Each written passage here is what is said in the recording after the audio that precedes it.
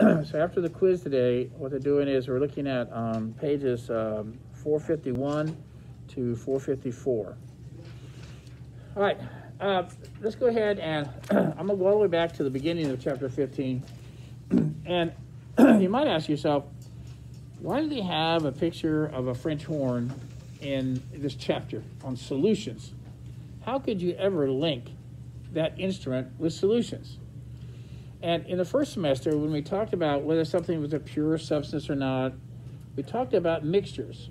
And solutions are mixtures. Why? Because you can make them many ways, right? There's not one way to make salt water. So we also knew that you could take a solid and mix it in a water, in a liquid, couldn't you? You could also mix a liquid in a liquid. But the reason that picture's on there is because one of the strangest solutions you'll ever hear about is a solid dissolved in a solid. Now, there's kind of a trick there because you have to melt both of the solids first, and now they're liquids. And then you mix them, and then you let them harden. And what is that word that's used for a solid-solid solution? And we use it in the first semester. I'm going to bring it up again because it'll tell me why that picture is in this chapter. What is it? Alloy. Now, brass happens to be a pretty common alloy. I would say the most common alloy you've ever heard in your life is the word steel. Now, steel is definitely iron. It has iron in it, but how much iron? There's over 200 ways to make steel. You could have carbon steel, nickel steel, stainless steel, which is chromium and iron put together.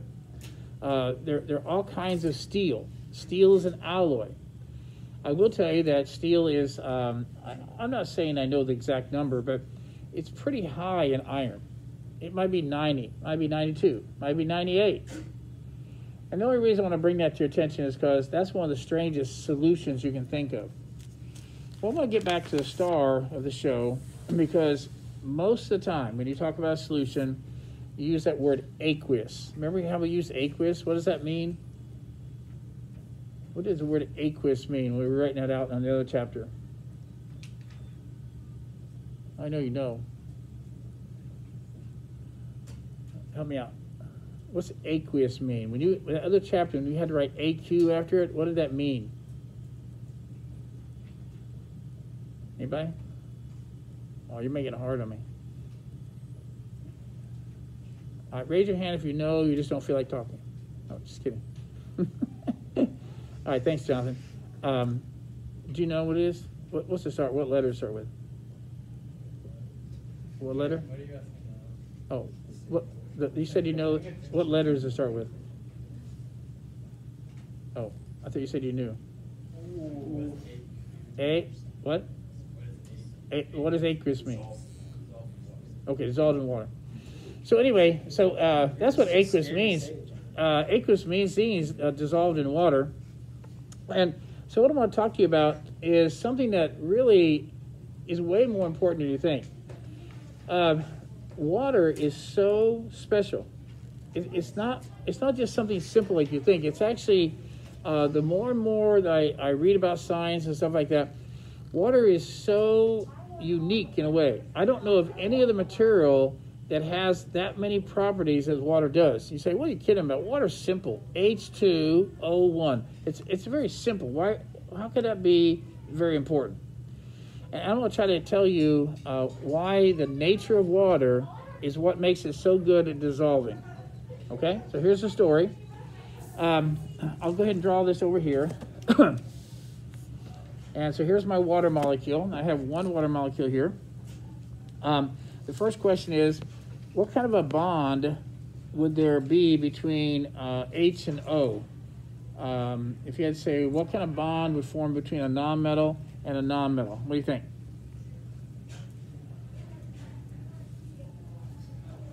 What do you think, Max? Yes. Everybody hear that? So we know it's going to be a covalent bond. Now, covalent bond means that one of my electrons and one of your electrons, we're going to share that pair. We're going to share a pair of electrons. Everybody got that? Okay? Now, because it's H2O, the same thing is going to happen over here. There's going to be another pair of electrons that are going to be shared. One of yours and one of mine. All right, pretty simple, right? Okay, now, here's where it gets really good. I happen to like Snickers. And matter of fact, I went out there today. I didn't get a lunch.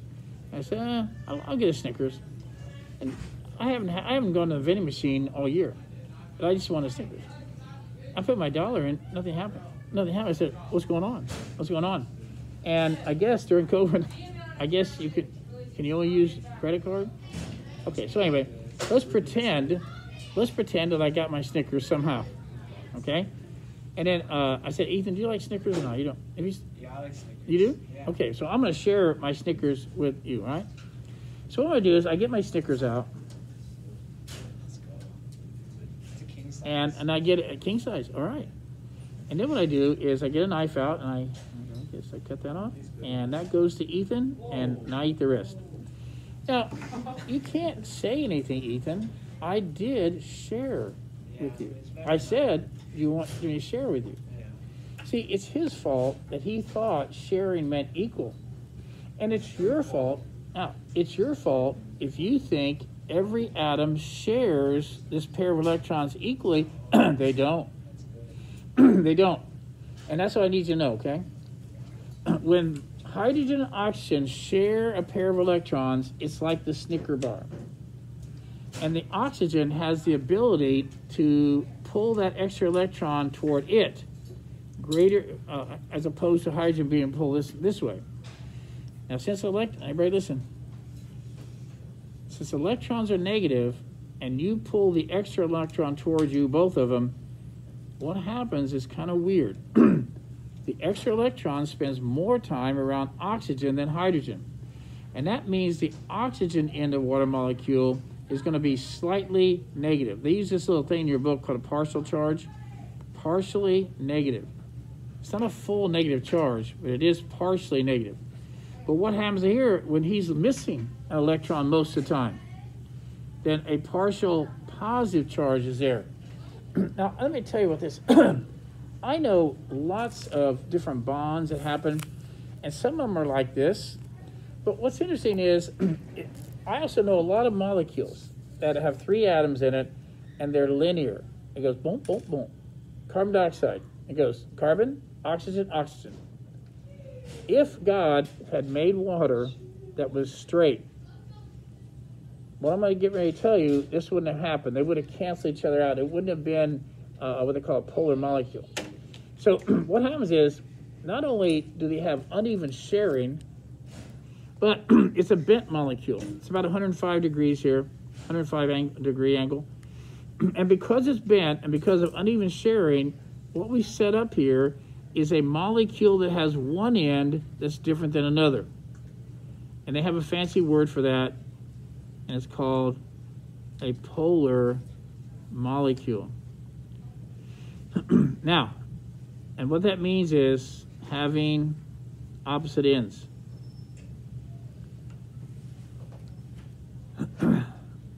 Now, I know that you think the word polar means cold because it just happens to be at the ends of our Earth, or where the North and South Pole, it is cold. So some advertisers use the word polar to mean cold, but it really has always meant having opposite ends. If you were to go into the general public and you had 100 people there and you said, hey, let's talk about abortion. You could very quickly polarize the group. Polarize meaning some people would say, I agree with you, and other people would disagree with you. So you can actually polarize a group of people. So when I say there's a polar molecule, it has different ends on it. This is actually very important, okay? We got plenty of time.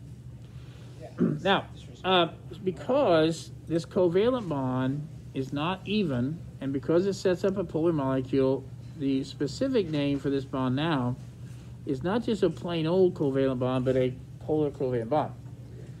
Now there's a fancy word above that. It says intramolecular. And down here I have inter.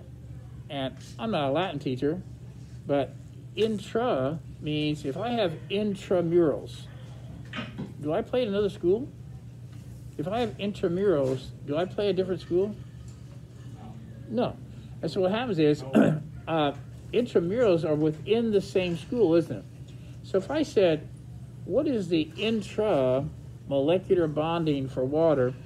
You say polar covalent, or just say covalent, right? Or polar covalent, because that's within one water molecule. Okay, fine. And I'll talk about how that helps it to be a good dissolver.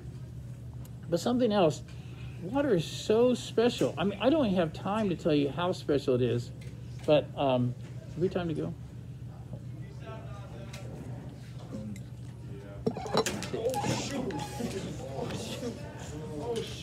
Oh no, we go till 2. Okay, we'll go to 2. All right, sorry.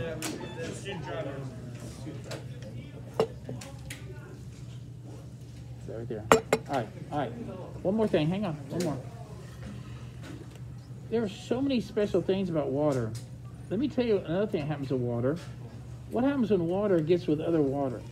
What happens when water gets with other water molecules? If you have one in this plus and one in this kind of minus, and I do too, then something special is going to happen there. We're going to have an intermolecular bond. And this sets up all kinds of neat things. I know you've seen this before where you had to do an insect collection. Didn't you have some insects that were like, seemed like they sat on top of the water? They can't do that. How can they do that? And so what that is, maybe you remember in middle school, they might have talked about it. Have you ever heard of surface tension? So when you put drops of water together, they kind of bulge up in a ball, don't they? Kind of like a bead. And that's surface tension. And the insects are actually walking on this intermolecular bonding.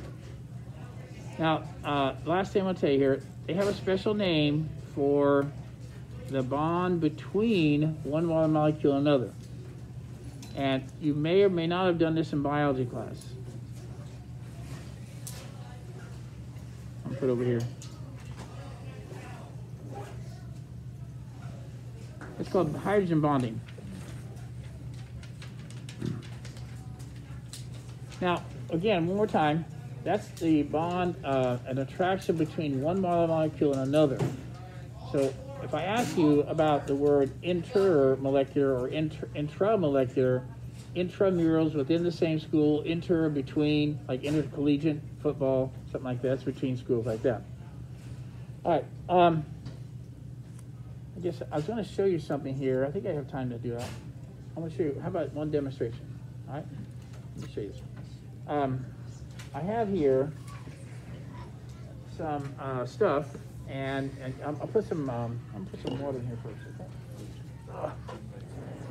Okay? Yeah, don't do that. Sorry. All All right, here we go. So I'm going to put some water in here.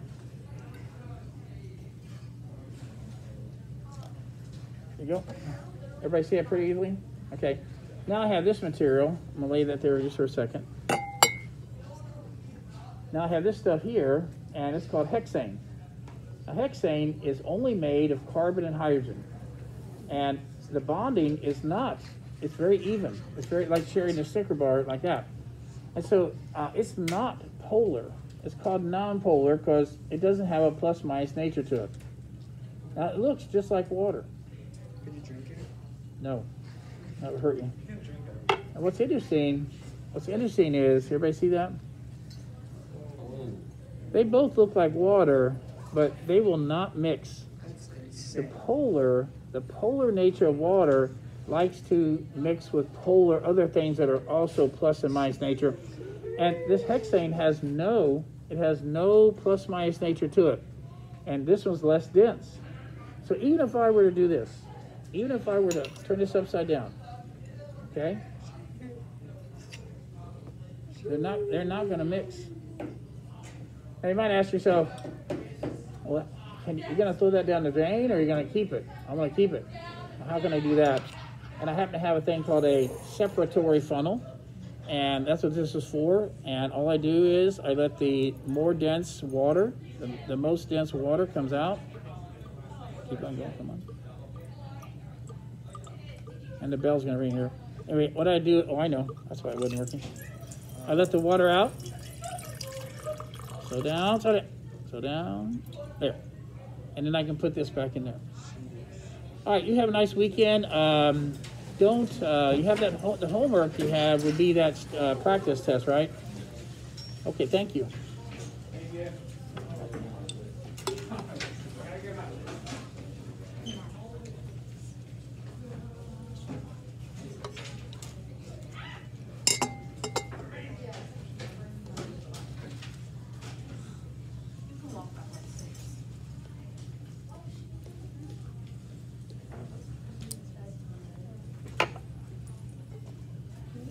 All right.